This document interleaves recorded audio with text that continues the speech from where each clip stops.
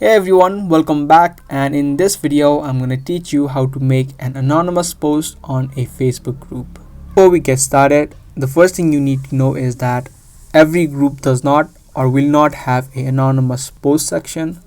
In order to get this option, the group admin must allow this option on the group. So you need to keep that in mind. Firstly, tap open the Facebook app and head over to your groups or the group that you want to post in. Let's say I want to post in this group. Here you can see an option for anonymous post.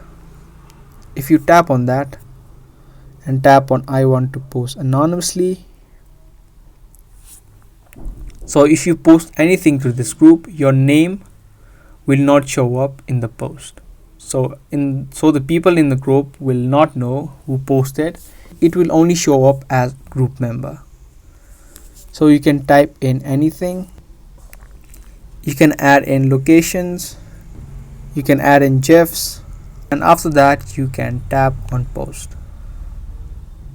Make sure you toggle this post anonymously on.